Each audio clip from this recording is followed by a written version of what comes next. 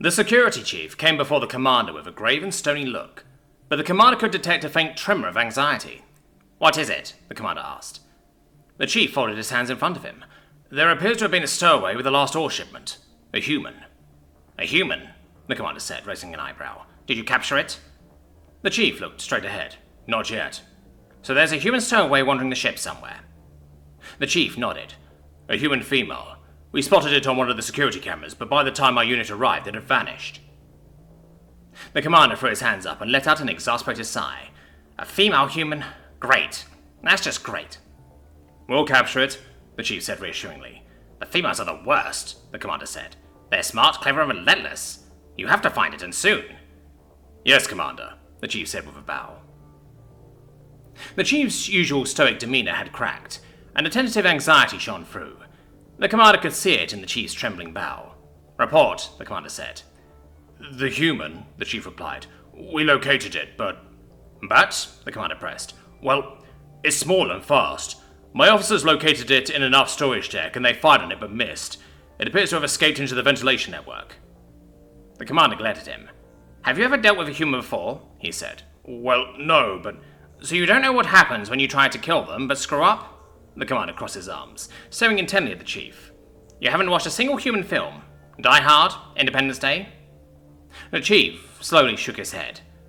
"The human is angry now. It will defend itself, and in the process create a huge mess. Go kill it, please." "Yes, Commander," the chief said with a bow. "What is this personal requisition order?" the commander asked. I need more officers," the chief replied. The commander gave him an incredulous look. "This is about the human," he said. "Yes, Commander," the chief said feebly. "What happened?" "We detected it in secondary engineering, which, as you know, is an automated deck, which makes it ideal for concealment. My officers converged the deck." And the human appears to be skilled with electricity." "Go on," the commander said slowly. "It was a trap," the chief replied with a shrug. "We couldn't have known." "You couldn't have known that the human you failed to kill would defend itself by striking back? The clever, smart, relentless female human?" The chief composed himself. "It killed 16 officers." The commander's eyes widened. "How many officers are in the ship's security unit?" 17. "Including you?" The chief nodded. "Including me." The commander stood up straight. At his full height, he was frighteningly large. "Requisition twice as many officers," he ordered. "Redirect maintenance trains for tracking. Locate the human's food source. It eats, breathes, and produces waste. It's warm-blooded, about 300 Kelvin. Find it and kill it." "Yes, Commander," the chief said with a bow. "Do not fail me again." Yes, Commander."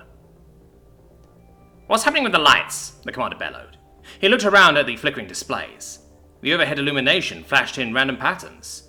"The human," the chief replied. "The human? The human?" The commander's hands were tight, trembling fists. "It appears to have computer programming skills," the chief shouted over the roar of the fire suppression system. "Is it our computer systems?" The chief nodded. "We tracked it to the data core, but it appears to have a remote access unit of some kind." "Have you tried, preventing the human's access?" He nodded again. "It's modified our firewall in a way our technicians say is irreversible. The only way to prevent access at this point is to shut down all remote access to the data core, which would cripple vital systems throughout the ship." The commander wiped the sticky product of a malfunctioning food generator from his sleeve. "Do it at once," he ordered, "and vent atmosphere to all decks but the bridge." "But, Commander," the chief protested, "there'll be significant loss of life." "Do it now," the commander said again, "and don't evacuate personnel. If the crew moves, the human will figure it out and move with them." "Yes, Commander," the chief replied with a bow. "So," the commander said. The chief stood before him, his hands bandaged, a streak of dry blood on his left cheek.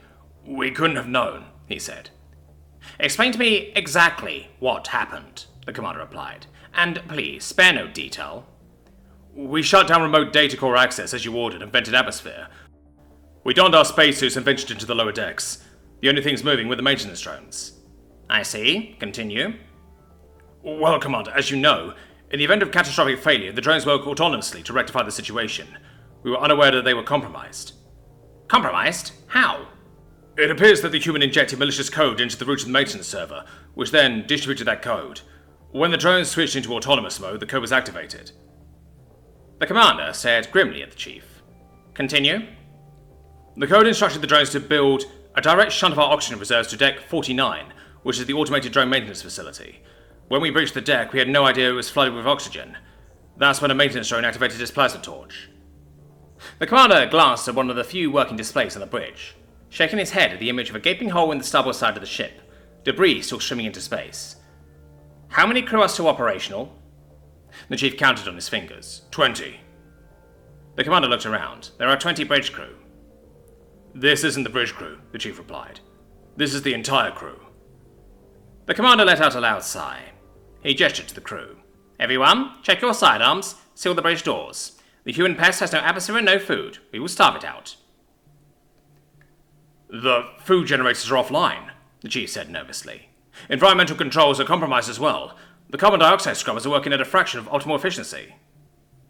The commander gave the chief a weary look. It has been days. What is the human eating? How is it breathing? How is it staying warm? Where is it, chief? The chief shrugged. Perhaps it has died. In fact, I'm certain it has. There's no way it could survive out there. Even we can't survive much longer. There are only a handful of us left, the commander said. I won't risk sending crew to repair damage, only to have them picked off and devoured by a human in the dark.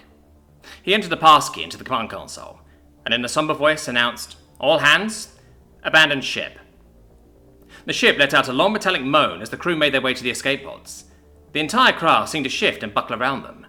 The commander and the security chief shared a pod, hastily strapping themselves in and conducting a pre-flight check. The escape pod launched into space with a clean, pneumatic pop, sailing past the debris of Deck 49. Honestly, the commander said, it's a relief to leave that ship behind. Agreed, the chief said.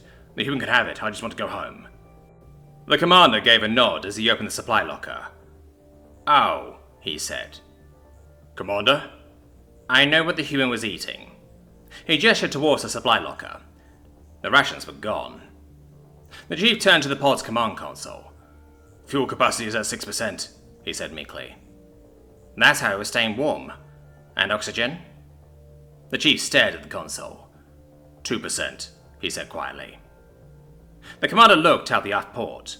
All around them, the thrusters of crew pods fizzled out and their interiors went dark. Their own pod would soon do the same, the commander knew. He could see the ship's bridge, an oasis of dim light quickly receding behind them. Other decks of the ship began to light up, and he could see its engines starting to glow. Bloody humans, he said under his breath. As if on cue, a tiny figure appeared on the bridge. He could barely make it out, its 2 little arms and 2 little legs. It lifted a hand, a gesture of greeting among humans. But even at this distance, the commander could see that it had extended a single, solitary finger.